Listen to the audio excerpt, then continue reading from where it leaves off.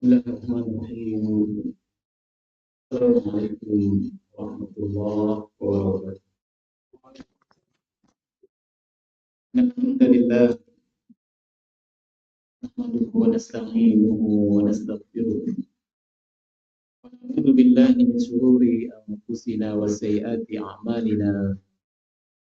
May yahdihillahu fala mudilla lahu wa may yudlil fala hadiya lahu. Asyhadu an la ilaha illallah wahdahu la syarika lahu wa asyhadu anna Muhammadan abduhu wa rasuluh. Sallallahu alaihi wa ala alihi wa ashabihi wa man sara ala nahji wa tamassaka bi sunnatihi ila yaumiddin wa sallama tasliman katsira amma ba'd. Alhamdulillah, kita bersyukur kepada Allah Subhanahu wa taala. Pada siang hari ini Allah Subhanahu wa taala senantiasa melimpahkan berbagai macam nikmatnya kepada kita, sehingga dengan nikmat-nikmat tersebut kita bisa berkumpul di tempat ini dalam rangka melaksanakan salah satu kewajiban kita sebagai seorang muslim dan muslimah, yakni kewajiban mempelajari agama Allah Subhanahu wa taala. Salawat dan salam semoga Allah limpahkan kepada Nabi kita yang mulia Muhammad sallallahu alaihi wasallam. Baik, pada siang hari ini kita melanjutkan pembahasan dari kitab Aqidataka minal kitabi was sunnah as-sahihah. Bila akidahmu dari Al-Quran dan hadis yang sahih. Dan kita masuk ke bab yang berikutnya, yakni bab Syirkul Asghar, syirik kecil. Bagaimana yang kita ketahui, syirik itu terbagi menjadi dua, ya, ada syirkul akbar dan syirkul asghar, syirik besar dan syirik kecil. Apa bedanya antara syirik besar dengan syirik kecil? Bedanya, kalau syirik besar itu menghapus seluruh amalan. Ya, bila seseorang melakukan syirik besar, maka pahala sholatnya hilang, pahala puasanya hilang, pahala haji dan umrohnya hilang, pahala baca Qur'annya hilang. Semua pahala ibadahnya hilang, hancur jika dia melakukan syirik besar. Berbeda dengan syirik kecil. Kalau syirik kecil, maka yang hancur pahalanya, ya, yakni ibadah yang berkaitan dengan syirik kecil tersebut. Ya, nah, di antara syirik kecil adalah riya, misalkan. Ya, maka ibadah yang rusak, pahala ibadah yang hilang, yakni ibadah yang dilakukan, ya, pada saat dia riya saja. Adapun ibadah yang ikhlas dilakukan tidak hilang. Ibadah yang benar, yang ikhlas, yang dia lakukan sebelumnya tidak hilang pahalanya. Hilang pahalanya adalah ibadah yang dia lakukan, yang dia riya saat melakukan ibadah tersebut. Kalau syirkul akbar, syirik besar, ini tidak. Semua ibadah, baik itu ibadah yang dia lakukan karena riya atau ibadah yang dia lakukan ikhlas, begitu dia melakukan kesyirikan, beribadah kepada selain Allah, berdoa kepada selain Allah, memberikan sesajen, ya, berkurban untuk kepada selain Allah, maka semua ibadahnya hancur sia-sia. Nah, ini bedanya, ya, antara syirik akbar dengan syirik akbar. Kalau syirik akbar menghancurkan seluruh ibadah, kalau syirik asghar tidak, hanya ibadah tertentu.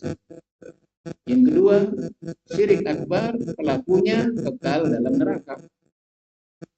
Ya, sebagaimana Allah Subhanahu wa taala mengatakan dalam surat Al-Bayyinah, innal ladzina kafaru min ahlil kitabi wal musyrikin fi nari jahannam khalidina fiha. Ya, Allah Subhanahu wa taala Ta'ala, innal ladzina kafaru, sungguhnya orang-orang yang kafir, min ahlil kitab, orang kafir yang berasal dari ahlul kitab, Yahudi dan Nasara, wal musyrikin, dan juga orang-orang yang melakukan kesyirikan, di nari jahannam, tempat mereka di neraka jahannam.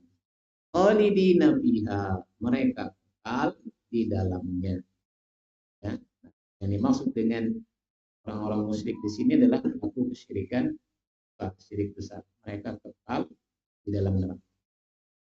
Adapun pelaku syirkul asghar tidak kekal. Dan mereka dimasukkan ke dalam neraka, tetapi tidak selama-lamanya. Ini di antara perbedaan antara syirik akbar dengan syirik asghar. Qala al-muallif rahimahullahu taala, berkata penulis kitab ini, beliau, ma huwa syirkul asghar? Apakah yang dimaksud dengan syirik kecil? Syirkul asghar huwa ar-riya. Yang dimaksud dengan syirik kecil, ya, di sini adalah riya. Ya, riya. Apa itu riya? Riya huwa fi'lu syai' min ajli an yarahu nas. Ya, riya itu adalah seseorang melakukan satu perbuatan untuk dilihat oleh manusia. Ya. Atau bisa kita definisikan, riya adalah seseorang yang melakukan ibadah karena ingin dilihat oleh manusia. Jadi ibadah yang dia lakukan itu bukan karena Allah, ya, bukan mengharapkan pahala dari Allah, bukan mengharapkan keridhaan dari Allah, bukan mengharapkan surga dari Allah, bukan. Tapi dia lakukan ibadah itu karena ingin dipuji, karena ingin disanjung, karena ingin dikatakan hebat, karena ingin dikatakan soleh dan solehah. Ya, nah ini riya. Dia beribadah ingin dilihat oleh manusia.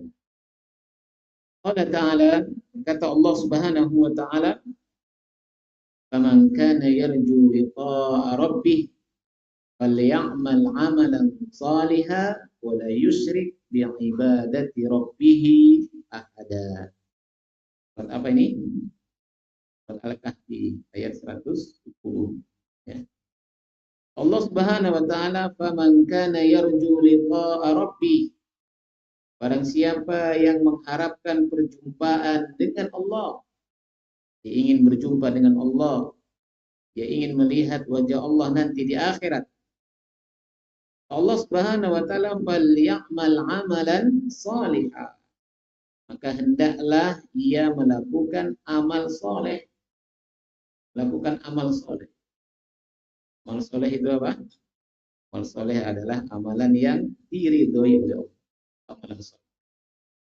Wala yusrik bi ibadati rabbih ahada. Ya. Nah, tidak cukup hanya beramal soleh saja.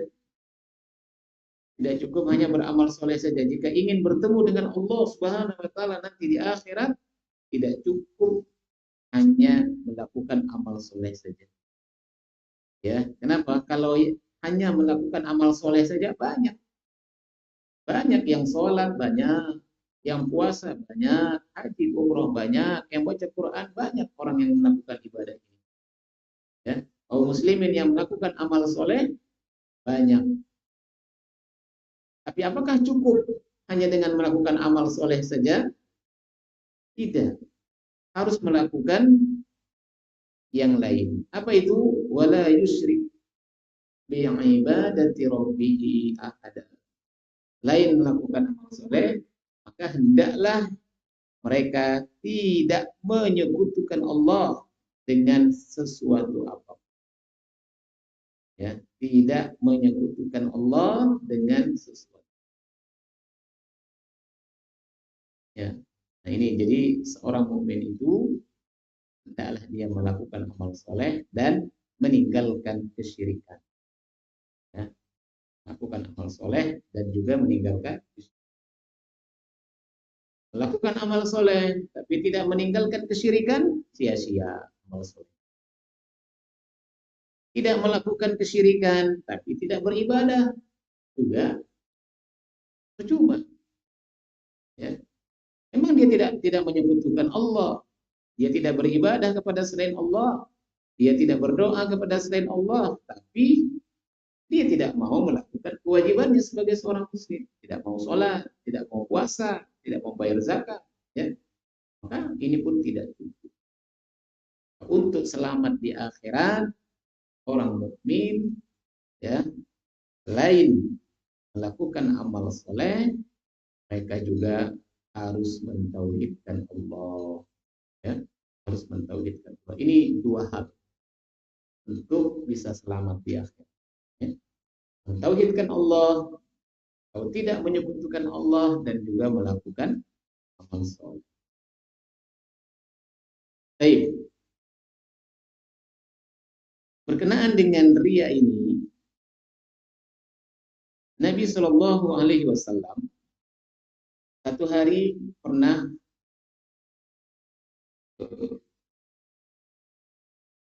melewati para sahabat yang sedang berkumpul. Waktu itu sahabat sedang membicarakan tentang fitnah Dajjal. Ya, fitnah Dajjal. Artinya ujian yang datang dari Dajjal menjelang hari kiamat. Karena memang Dajjal itu Allah takdirkan punya kemampuan yang tidak dimiliki oleh manusia lainnya. Apa di antara kelebihan atau kemampuan yang dimiliki oleh Dajjal?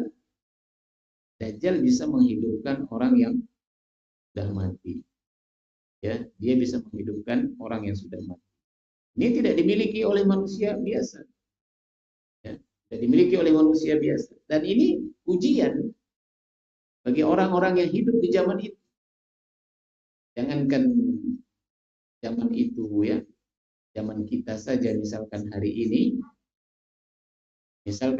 ini ada seseorang yang punya kemampuan bisa menghidupkan orang yang sudah mati. Dia bisa menurunkan hujan, ya, dia bisa menguburkan tanaman, kemudian dia bisa menghidupkan orang yang sudah mati. Kira-kira kita terpengaruh atau tidak? Terpengaruh. Ya. Misalkan viral, ada seseorang yang punya kesaktian bisa menghidupkan orang yang sudah mati. Kemudian orang ini mengajak kita untuk melakukan sesuatu, menjadi pengikutnya, ya, menjadi pengikutnya, melakukan apa yang dia inginkan. Maka kita akan terpikir, kita akan percaya, ya, akan percaya. Nah, itulah yang terjadi hari itu nanti menjelang hari kiamat.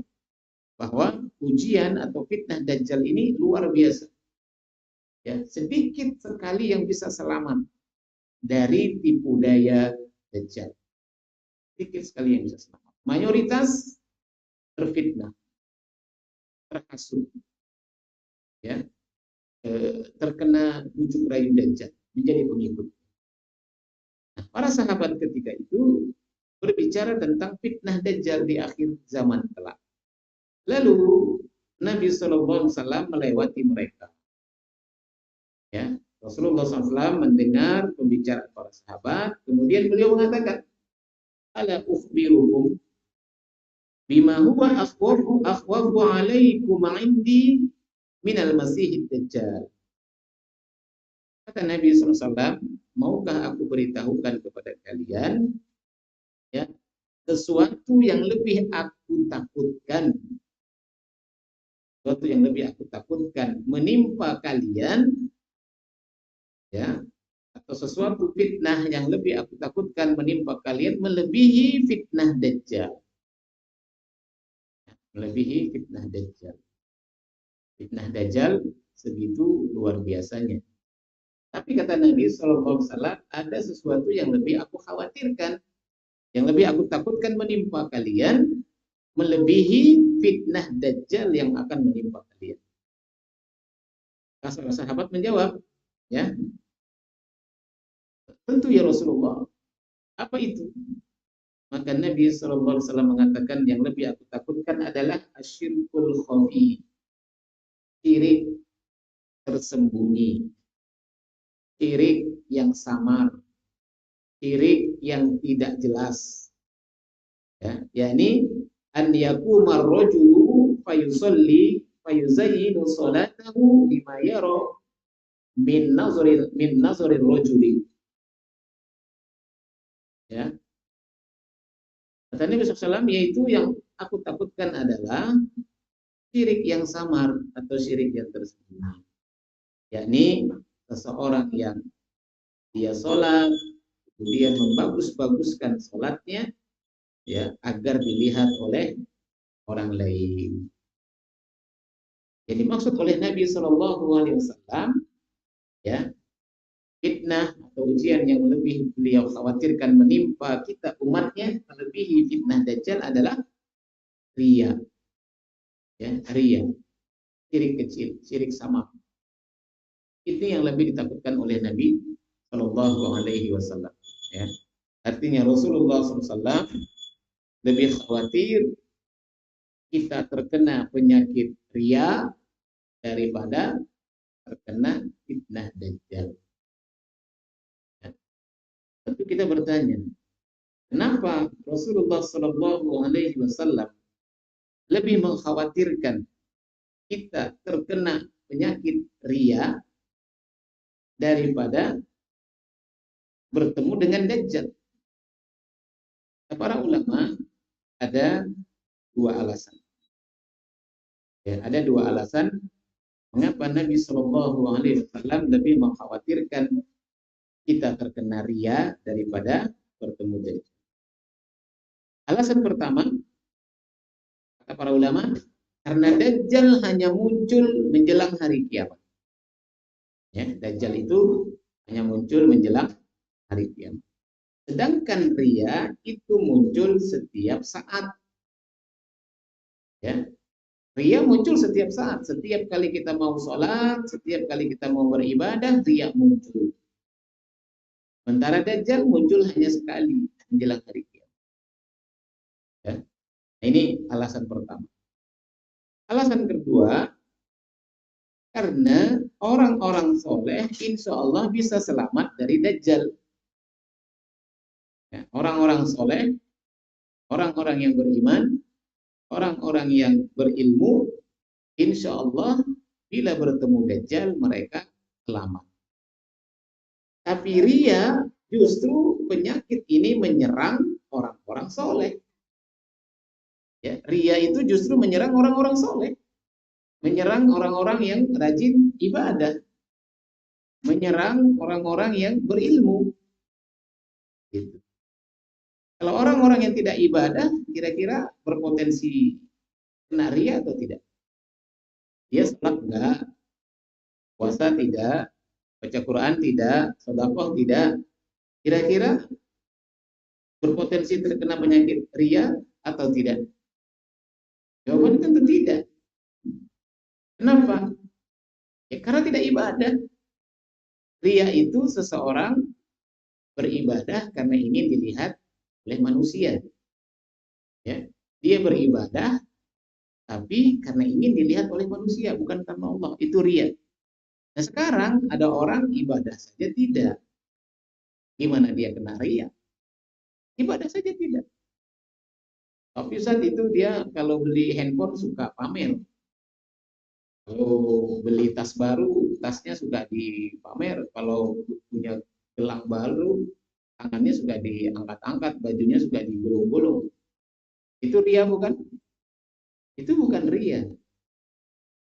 Ya, karena memamerkan handphone, memamerkan mobil, memamerkan harta, memamerkan kecantikan, itu bukan riya. Tapi apa? Sombong. Ya, itu sombong. Karena riya kaitannya dengan ibadah. Ya, riya itu berkaitan dengan ibadah. Kalau seseorang memamerkan sesuatu, dia ingin dipuji karena dia punya harta. Dia ingin dipuji karena dia punya kecantikan. Dia ingin dipuji karena dia punya kedudukan, jabatan. Ini bukan riya. Ya, ini namanya sombong. Karena sombong itu kata Nabi Shallallahu Alaihi Wasallam, al-kibru batalul haq wa ghamtun nas. Sombong itu adalah menolak kebenaran dan merendahkan manusia. Ketika seseorang dia punya kecantikan, kemudian dia ingin dipuji dan disanjung, berarti ya, dia menganggap dia lebih dan orang lain lebih rendah dari dia.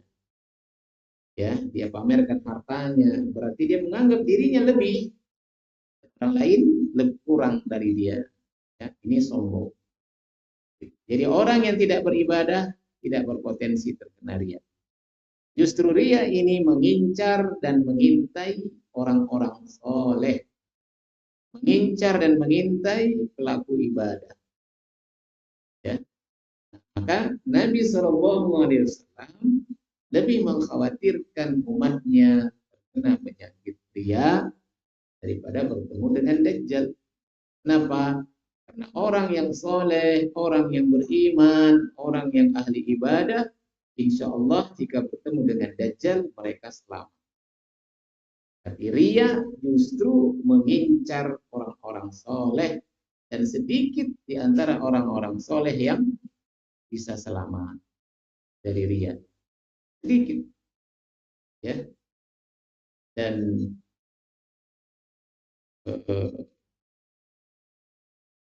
penghuni neraka yang pertama kali atau orang yang pertama kali disidang dan diadili oleh Allah Subhanahu wa taala di akhirat kelak ini adalah pelaku riya. Ya.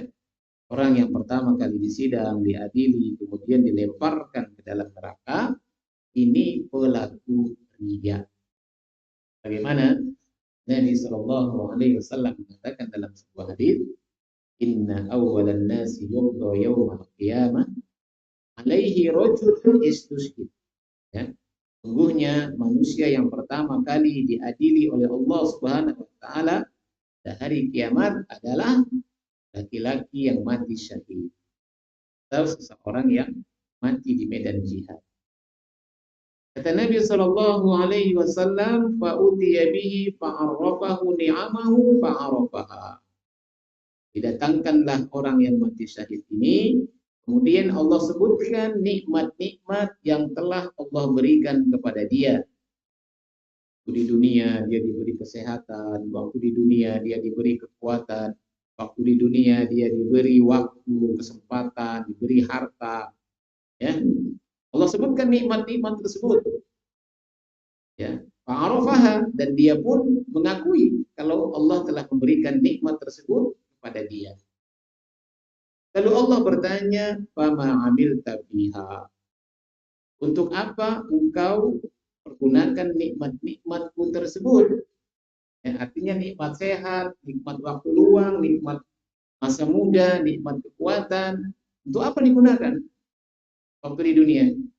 Maka orang ini mengatakan, qala qataltu fika hatta istushhidtu. Ya Allah, aku berperang di jalanmu hingga aku mati syahid. Jadi orang ini mengaku di hadapan Allah nikmat-nikmat yang Allah berikan kepada dia itu dia gunakan untuk berjihad sampai dia mati di medan jihad. Dan dia katakan itu dilakukan karena Allah, karena ingin mengharapkan pahala dari Allah Subhanahu wa taala. Apa jawab Allah Subhanahu wa taala? Qala kadzabta, engkau dusta, engkau bohong.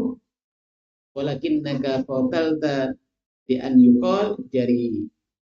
Allah, engkau lakukan itu bukan karena aku, bukan karena ingin mendapatkan pahala, bukan karena ingin mendapat ridhoku, bukan. Akan tetapi engkau melakukan itu, berjuang, berperang, ya, li an yuqal jari, agar engkau dikatakan seorang pemberani, agar engkau dikatakan seorang pahlawan, agar engkau dikatakan orang yang hebat, prajurit yang hebat. Ya. Faqad qil, dan itu telah engkau dapatkan. Ya. Maka apa yang terjadi? Tsumma umira bihi fasuhiba 'ala wajhihi ma ulqiya finnar. Akhirnya orang ini, ya, yang mati di medan jihad, tapi ria, ingin dipuji, ingin disanjung, Allah seret wajahnya dan Allah lemparkan dia ke dalam neraka. Ya. Ini orang pertama. Orang kedua, kata Nabi sallallahu alaihi wasallam, wa rajulun ta'allama al-ilma wa 'allamahu wa qara'a al-Qur'an. Orang kedua yang diadili di hari kiamat pertama kali, yakni seseorang yang mempelajari ilmu agama kemudian mengajarkannya. Dan juga dia membaca Al-Quran. Ya, mudah-mudahan kita tidak termasuk kelompok yang ini. Jangan sampai termasuk. Duduk, belajar agama, siang dan malam, kemudian mengajarkan agama tersebut, tapi di akhirat masuk neraka duluan. Alhamdulillah. Tapi ada yang seperti itu. Nah, kita berharap kita tidak termasuk kelompok yang ini. Fa'utiya bihi fa'arrafaha ni'amahu fa'arrafaha. Didatangkanlah orang yang waktu di dunia rajin belajar agama, rajin mengajarkan agama. Berarti profesinya ustaz, da'iyah, ulama, kiai, muballigh. Ya. Minimal guru agama ini. Minimal guru agama. Dia belajar agama, kemudian mengajarkan agama pada orang lain. Waqara Al-Quran, dan dia rajin membaca Al-Quran. Ya. Kemudian orang ini dipanggil oleh Allah, dan Allah sebutkan nikmat-nikmat yang Allah telah berikan kepada dia. Nikmat waktu luang, nikmat masa muda, nikmat harta, nikmat sehat, nikmat kekuatan. Allah sebut. Dan orang ini mengakuinya kalau dia telah diberi nikmat waktu hidup di dunia. Kemudian Allah bertanya, "Fama amilta fiha?" Untuk apa engkau gunakan nikmat-nikmatku tersebut? Maka orang ini menjawab, "Qala ta'allamtul ilma wa 'allamtuhu wa qara'tu fikal Qur'an." Ya Allah, dengan nikmat-nikmatmu tersebut aku mempelajari agama dan mengajarkannya. Dan aku membaca Al-Quran karena engkau. Kata Allah, kazzabta, engkau dusta, engkau bohong. Ya. Walakinnaka ta'allamta al-ilma liyuqal alim wa qara'ta al-Quran liyuqal wa qari. Akan tetapi kata Allah, engkau belajar agama dan engkau mengajarkannya agar engkau dikatakan orang-orang alim. Ya, engkau belajar agama, kemudian mengajarkan agama agar engkau dikatakan ulama, agar engkau dipanggil ustadz dan ustazah, agar engkau dipanggil kiai, ya, dan lain sebagainya.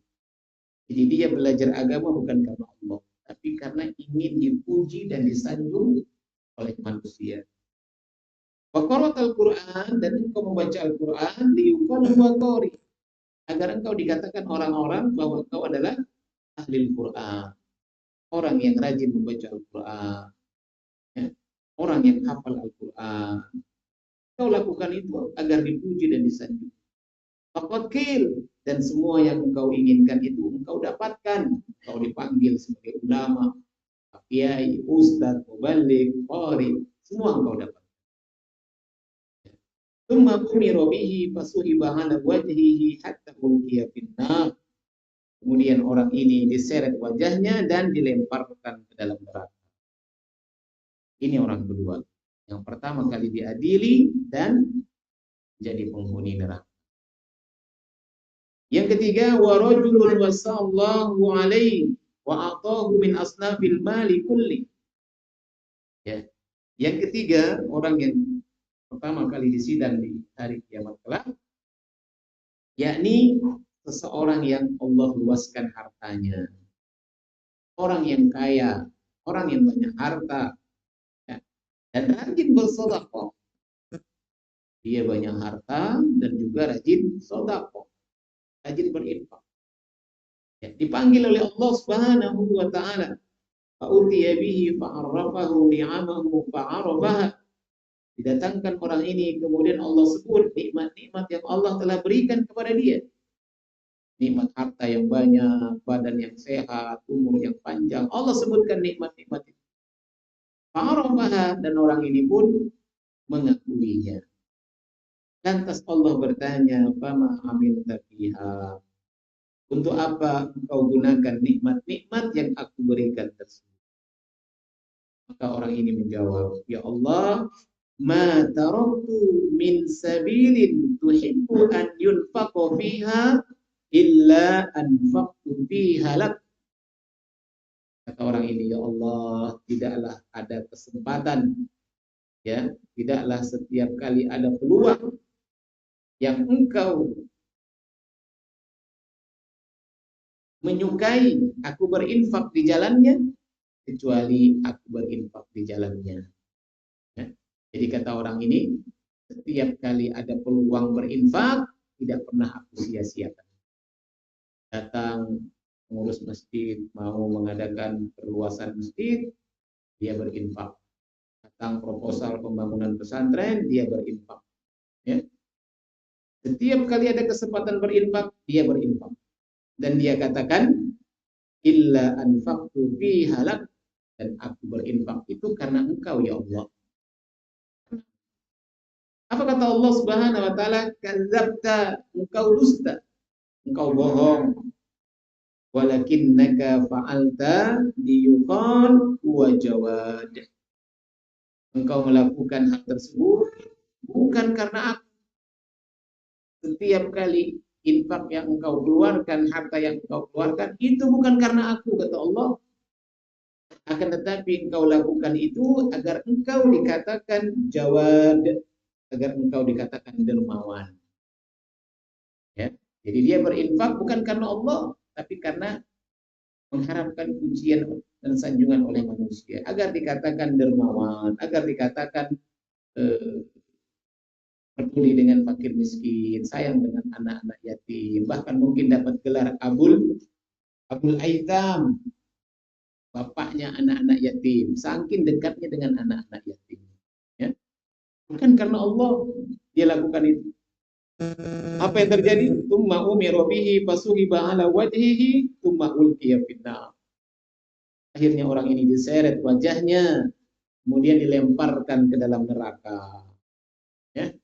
Nah, inilah 3 orang, ya, yang pertama kali disidang pada hari kiamat dan pertama kali dilemparkan ke dalam neraka. Siapa mereka? Apakah tukang judi, minum khamar, pezina? Bukan. Ya, bukan. Tetapi mereka adalah orang-orang yang melakukan ibadah yang sangat besar. Ya, 3 orang ini adalah orang yang melakukan ibadah yang sangat besar. Bagaimana tidak besar? Yang pertama, orang yang mati syahid. Ini ibadah yang sangat besar. Seorang yang mati syahid, jika berjihadnya ikhlas karena Allah Subhanahu wa taala, apa ganjarannya? Allah ampuni semua dosa-dosanya. Ya, Allah ampuni semua dosa-dosanya kecuali hutang dan kezaliman kepada manusia. Yang kedua, ya, dia melewati sirat seperti kilat yang menyambar. Ini fadilah orang yang mati syahid. Ya, luar biasa fadilah. Ini ibadah yang sangat besar jika ikhlas dilakukan. Tapi kalau tidak ikhlas, dilakukan karena ria, goro-goro dapat pahala, justru dapat dosa dan dilemparkan ke dalam neraka pertama kali. Ya. Begitu juga orang yang mempelajari agama dan mengajarkannya. Ini ibadah yang luar biasa. Bahkan termasuk pahala yang terus mengalir, pahala yang tidak terputus walaupun pelakunya sudah meninggal dunia. Ya kan?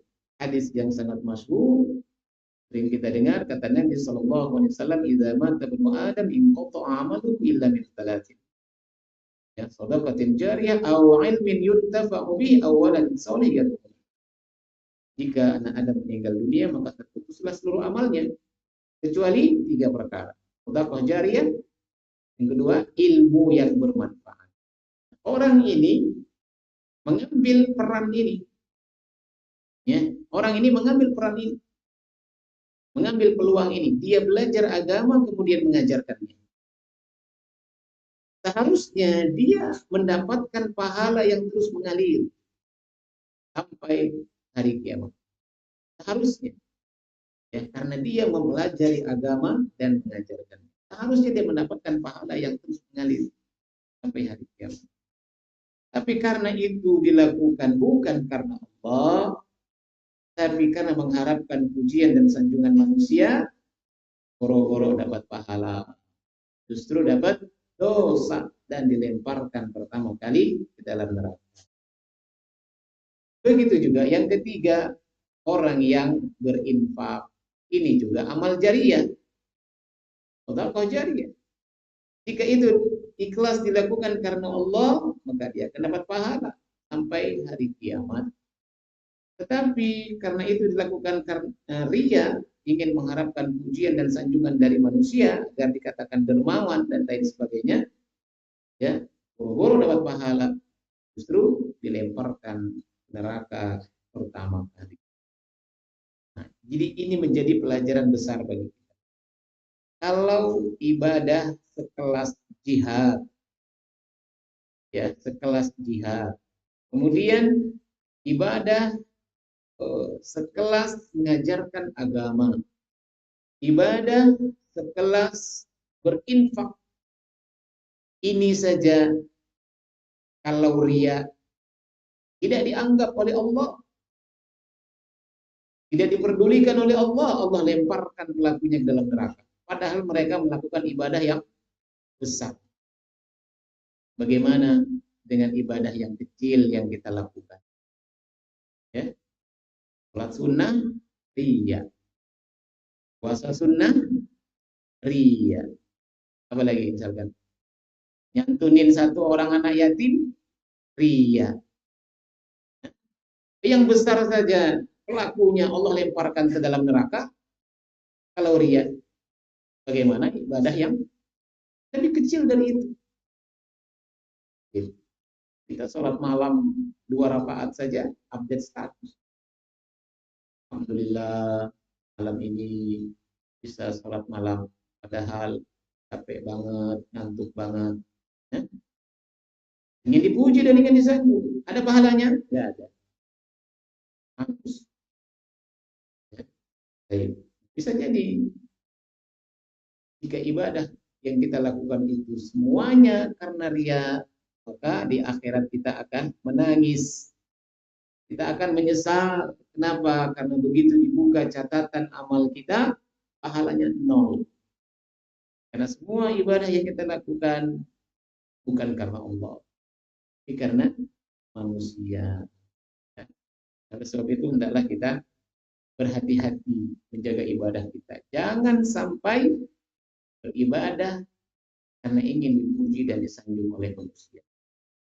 Bagaimana caranya untuk bisa menjaga ibadah kita agar tidak terkena penyakit riya? Salah satu yang bisa kita lakukan, kata para ulama, ya, menyembunyikan ibadah kita. Ya, menyembunyikan ibadah kita. Artinya kalau mau beribadah, lagi ibadah itu bisa kita sembunyikan, sembunyikan. Ya, kalau sedekah bisa diam-diam, lakukan diam-diam. Baca Quran bisa diam-diam, lakukan diam-diam. Salat sunnah, ya, bisa dilakukan di rumah, lakukan di rumah. Ya, apalagi misalkan ya, semua ibadah yang bisa kita sembunyikan, sebaiknya kita sembunyikan, ya. Karena ibadah yang disembunyikan itu pahalanya lebih besar daripada ibadah yang dilakukan terang-terangan. Dan ibadah yang disembunyikan itu lebih selamat dari riya daripada ibadah yang dilakukan terang-terangan. Ya. Nah, ini kiat pertama yang diajarkan para ulama agar kita bisa terhindar dari riya. Yang kedua, ya, agar kita bisa terhindar dari riya, yakni berusaha mengenal hakikat makhluk yang kita harapkan pujiannya. Ketika kita beribadah, misalkan kita ingin dipuji oleh seseorang, Maka coba kita merenung sebentar, kita ingat siapa orang ini. Yang kita harapkan pujian dan sanjungannya itu siapa dia?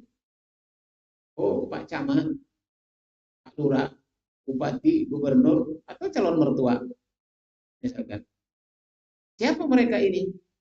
Mereka ini hanyalah sesosok makhluk yang lahir dulu gak bawa apa-apa, kemudian tumbuh besar, dewasa, kemana-mana, bawa kotoran dalam perutnya, ya, dan mati menjadi bangkai.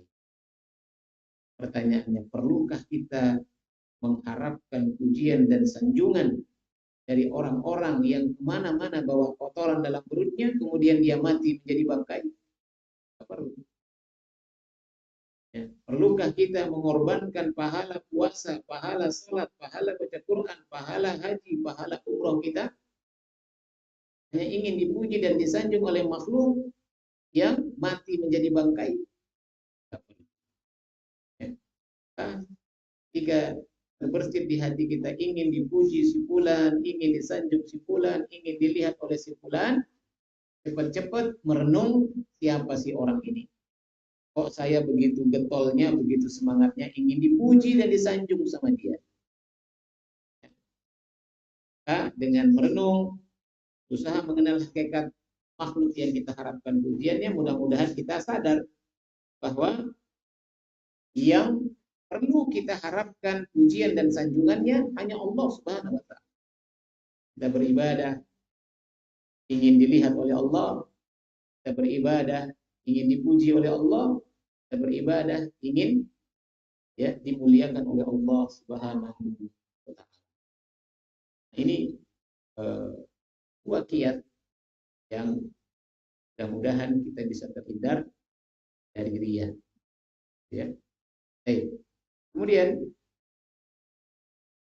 orang yang beribadah karena riya, ketahuilah ini akan menderita di dunia dan di akhirat. Kalau kita beribadah karena riya, itu akan menderita di dunia dan di akhirat. Penderitaan di dunia itu akan mengalami penderitaan dalam 3 kondisi. Yakni menderita sebelum beramal, menderita ketika beramal, dan menderita sesudah beramal. Orang yang riya itu menderita terus.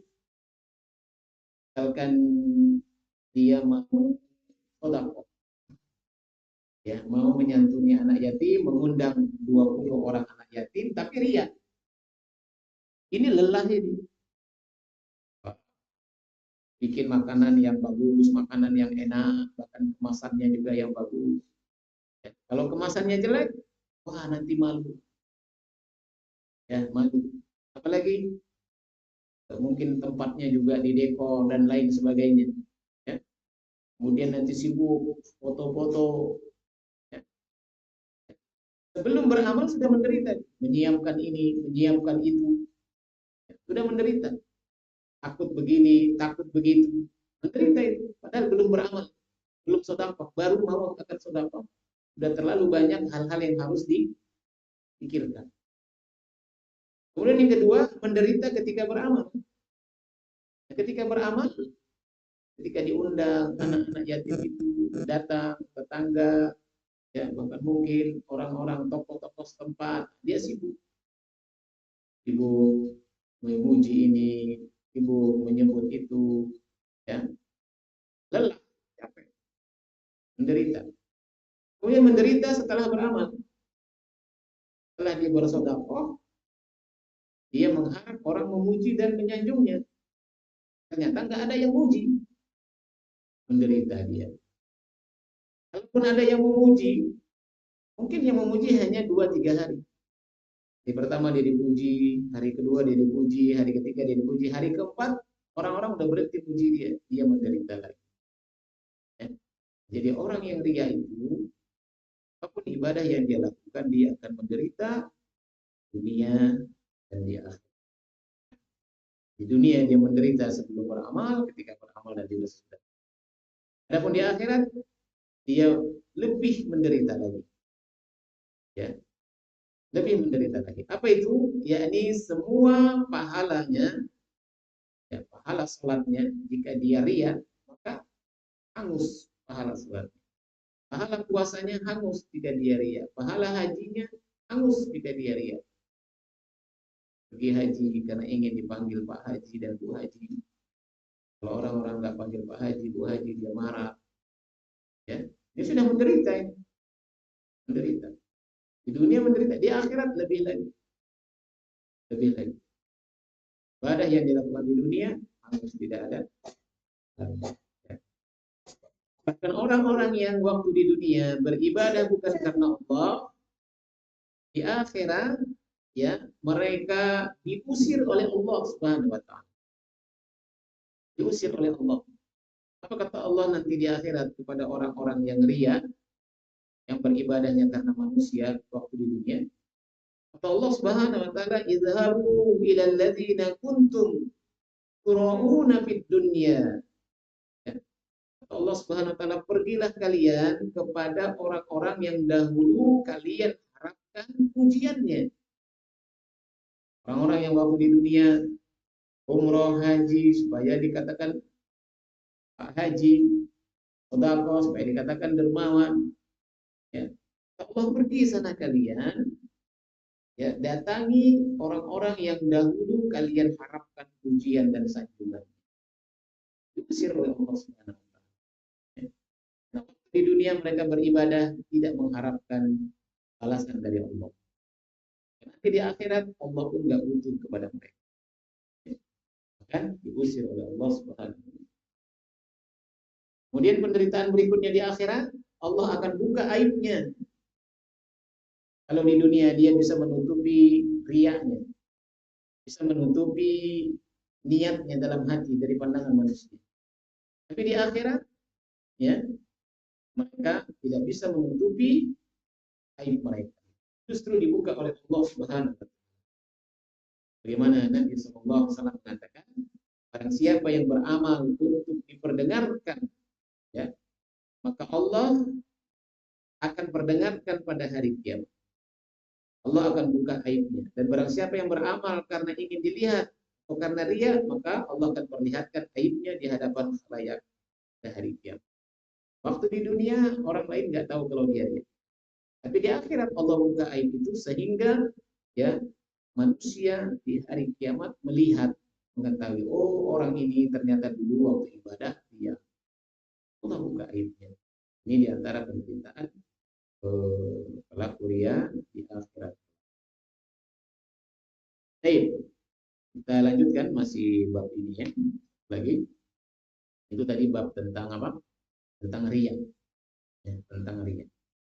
Berikutnya kata beliau, hal yajuzu al-halfu bi ghairillah. Bolehkah kita bersumpah atas nama selain Allah? Jawab, la yajuzu al-halfu bi ghairillah. Tidak boleh kita bersumpah nama selain Allah. Ya, tidak boleh kita bersumpah nama selain Allah. Allah Ta'ala, qul bala wa rabbi latub'atun. Ya, wa qala sallallahu alaihi wasallam, dan berkata Nabi sallallahu alaihi wasallam, man halafa bi ghairillah asyrak. Barang siapa yang bersumpah pada selain Allah, sungguh dia telah melakukan syirikan. Dalam hadis yang lain Nabi sallallahu alaihi wasallam mengatakan, man kana halifan falyuhlib billahi aw liyasmut. Barang siapa yang hendak bersumpah, hendaklah dia bersumpah atas nama Allah saja atau dia diam. Atau dia diam. Maka bersumpah atas nama selain Allah Subhanahu wa taala ini tidak boleh. Ya. Jadi bersumpah itu cukup atas nama Allah saja. Demi Allah. Ya, atau kalau dalam pakai bahasa Arab, wallahi, billahi, Allahi. Ini sama maknanya. Wallahi, billahi, Allah. Maknanya sama, artinya demi Allah. Ya. Nah, tidak boleh seseorang mengatakan demi Allah dan Rasulnya. Tidak boleh. Haram. Ya. Demi Allah dan malaikat. Tidak boleh. Haram. demi langit dan bumi, apalagi ya, demi matahari dan bulan, tidak boleh sumpah atas nama selain Allah. Ya. Ajarkan anak-anak kita, kalau memang mereka terdengar oleh telinga kita, mereka katakan demi Allah dan Rasulnya, demi Allah demi Rasulullah, tegur. Ya, kalau anak kita mengatakan dia main dengan temannya, kemudian temannya tidak percaya, kemudian anak kita mengatakan demi Allah, demi Rasulullah, ya, maka panggil anak kita, kemudian kita nasihati, nah, tidak boleh mengatakan demi Allah dan demi Rasul. Kamu mengatakan cukup mengatakan demi Allah, tanpa ditambah demi Rasulullah. Ya. Nah, ketika kita mengatakan menggandengkan nama Allah dengan yang lain, berarti ini melakukan kesyirikan. Ya. Dan sumpah itu tidak boleh bermudah-mudahan. Dikit-dikit sumpah, tidak boleh. Ya. Itu kan sering ya, sumpah, dari sumpah, demi apa, demi apa, ini bermudah-mudahan dalam sumpah, tidak boleh. Sumpah itu dilakukan hanya dalam kondisi darurat, kondisi penting, ya. Jika seseorang tidak percaya dengan ucapan kita, kita sudah sampaikan bahwa saya tidak melakukannya atau saya tidak melihatnya, ya. Mereka tidak percaya, maka kita katakan demi Allah saya tidak melakukan, demi Allah saya tidak melihat kejadian tersebut. Gitu. Selagi orang-orang di sekitar kita masih percaya, tak perlu kita bersumpah. Ya. Tak perlu kita, ini suami pulang aja pakai disumpah. Dari mana setelah? Dari kantor. Demi apa? Ya. Demi apa? Udah makan belum mas? Udah. Di mana? Di warung. Sama siapa? Sendiri. Demi apa? Ya. Dikit-dikit sumpah, dikit-dikit sumpah. Ini tidak boleh. Ya. Dan orang yang sering menuntut orang lain untuk bersumpah, menunjukkan dia tidak percaya dengan orang lain. Dia tidak percaya dengan orang lain. Suami yang dikit-dikit disuruh bersumpah, berarti istri nggak percaya sama suami. Suami yang nuntut istrinya dikit-dikit bersumpah, berarti suami nggak percaya sama istrinya.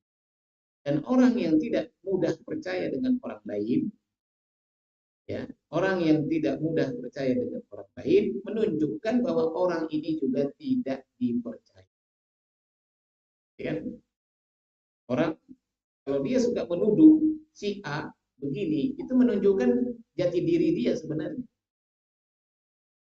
Dia curiga aja orang itu begini-begitu. Sebenarnya dia curiga sama orang itu karena dianya begitu. Tukang bohong akan curiga orang lain suka bohong. Tukang bohong itu akan menuduh semua orang itu berbohong.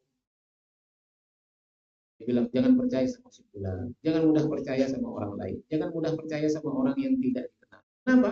Karena dianya tukang bohong. Dianya sendiri tukang bohong.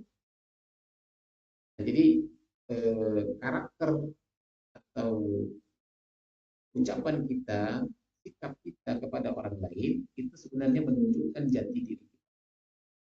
Menunjukkan jati diri kita. Kalau kita gampang menuduh orang lain, gampang suuzon kepada orang lain, sebenarnya menunjukkan bahwa kita itu pantas disuuzoni. Karena kita banyak melakukan hal-hal yang tidak benar, akhirnya kita menyamakan orang lain. Karena akhlak kita jelek, akhirnya kita menganggap orang lain juga jelek.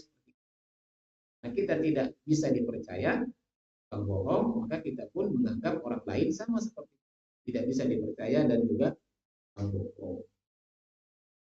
Baik, mungkin ini yang dapat Anda sampaikan pada siang hari ini. Mudah-mudahan yang sedikit ada yang benar itu datangnya dari Allah Subhanahu wa taala.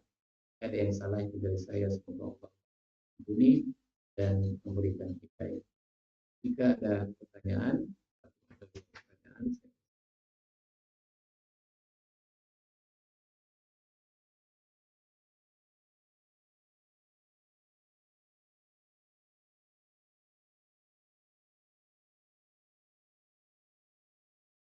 pertanyaan?